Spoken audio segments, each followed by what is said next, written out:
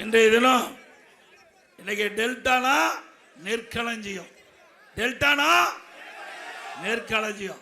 இன்னைக்கு எந்த மூலை முடக்க எங்க போய் தமிழகத்தில் கேட்டாலும் தஞ்சாவூர்னா பொன் விளைகின்ற பூமி.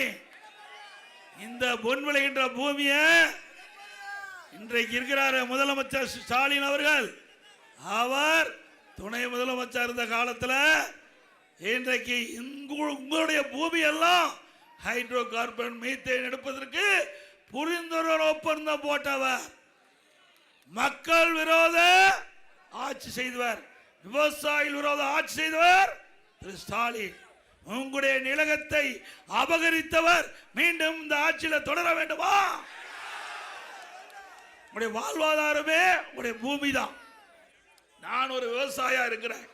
இன்றைக்கு நான் விவசாயம் செஞ்சுக்கிட்டு இருக்கிறேன். இன்றைக்கு நம்முடைய பூமி தான் நம்ம வாழ வச்சுக்கிட்டு இருக்குது.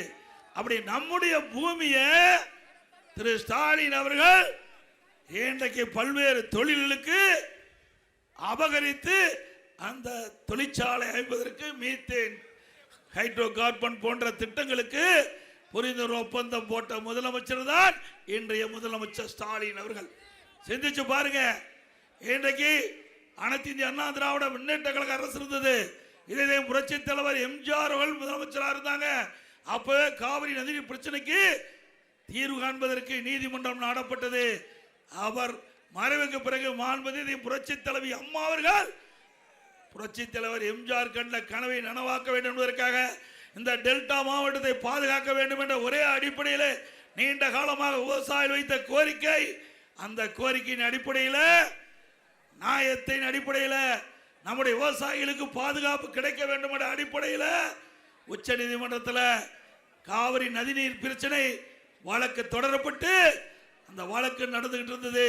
மரியாதைக்குரிய சகோதரி அவர்கள் சொன்னதை போல அம்மா இருக்கின்ற பொழுது நாம் ஒரு தீர்ப்பை பெற்றோமல்ல.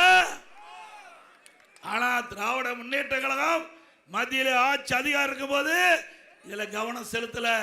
அது மட்டும் இல்ல, உச்ச நீதிமன்றத்திலே மாண்பு அம்மாவில் தொடரப்பட்ட வழக்கை நாம் தொடர்ந்து நடத்தி 50 ஆண்டு காலம் விவசாயிகள் போராடி வந்ததை அனைத்து இந்திய அண்ணா திராவிட முன்னேற்ற கழக ஆட்சியில் விவசாயிகள் வயிற்றிலே பால் வாக்கின்ற விதமாக அற்புதமான தீர்ப்பை பெற்றது அதிமுக அரசாங்கம். காவிரி நதிநீர் பிரச்சனைக்கு தீர்வு கண்ட அரசாங்கம் அதிமுக அரசாங்கம். என்ன விவசாயிகள் கனவு கண்டார்களோ அந்த கனவை நனவாக்குது அதிமுக அரசு. நமக்கு கிடைக்க வேண்டிய பங்கு நீர், ஒவ்வொரு ஆண்டும் தமிழ்நாட்டு மக்களுக்கு கிடைக்க வேண்டிய நீர் கர்நாடக அரசு கர்நாடக அணையிலிருந்து திறந்து விட வேண்டும் என்று அற்புதமான தீர்ப்பை நாம் உச்ச நீதிமன்றத்தில் மூலமாக பெற்றோம். அப்ப கூட உச்ச நீதிமன்றம் தீர்ப்பு அளிக்கப்பட்டு விட்டது.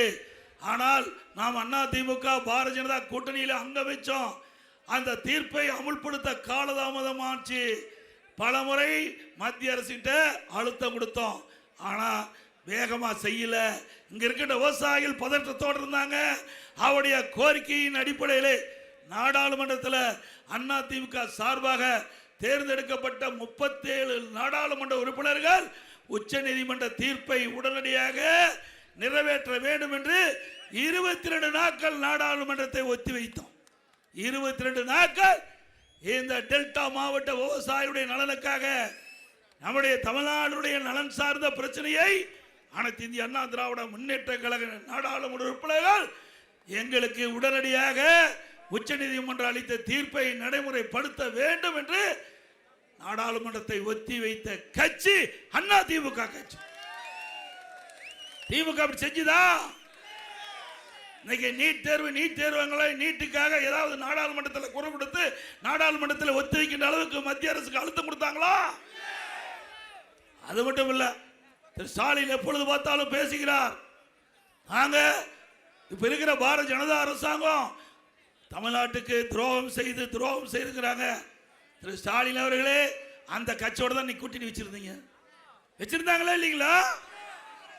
1999ஆம் ஆண்டு நாடாளுமன்ற தேர்தலில் பாரதிய ஜனதா திமுக கூட்டணி போட்டியிட்டு வெற்றி பெற்று மத்தியிலே மரியாதைக்குரிய மறைந்த வாஜ்பாய் அவர் தலைமையிலே ஆட்சி அமைக்கப்பட்டது. அந்த மத்திய அமைச்சரவையிலே இருக்கிற தமிழ்நாட்டை சேர்ந்த முரசொலி மாறன் அவர்கள் அமைச்சரா இருந்தாங்கல்ல.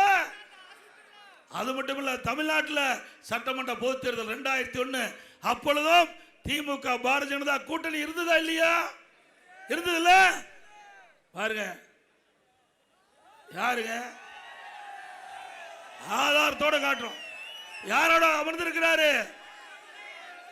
திரு உதயநிதி அவர்களே, திரு ஸ்டாலின் அவர்களே, உங்க அப்பாவும் உதயநிதியுடைய தாத்தாவும் எப்படி எல்லாம் காக்கா பிடிக்கிறார் பாருங்க அன்றைய பிரைம் மினிஸ்டர். ஆக திமுக கூட்டணி வச்சா அது மதவாத கட்சி கிடையாது, அண்ணா திமுக கூட்டணி வச்சா மதவாத கட்சி. இதை ஏற்றுக்கொள்ள முடியுமா? சந்தர்ப்பவாத அரசியல் தானே. ஆக அனைத்து இந்திய அண்ணா திராவிட முன்னேற்ற கழகத்தை பொறுத்த வரைக்கும் நாம கூட்டணி வைக்கிறோம். எதற்காக? வாக்கு சிதறாம மக்களோட ஆட்சி அகற்றப்பட வேண்டும், ஊழல் ஆட்சி அகற்றப்பட வேண்டும் என்ற அடிப்படையில் தான் இந்த கூட்டணி வச்சிருக்கோம். இன்றைக்கு அண்ணா திமுக தலைமையில் அமைக்கப்பட்ட தேசிய ஜனநாயக கூட்டணியில அண்ணா திமுக, பாரதிய ஜனதா, பாட்டாளி மக்கள் கட்சி, அம்மா மக்கள் முன்னேற்ற கழகம் இணைந்து ஒத்த கருத்து, மக்களோட ஆட்சி ஊழல் ஆட்சி அகற்றப்பட வேண்டும் என்ற அடிப்படையில் அமைக்கப்பட்ட கூட்டணி இயற்கையான கூட்டணி.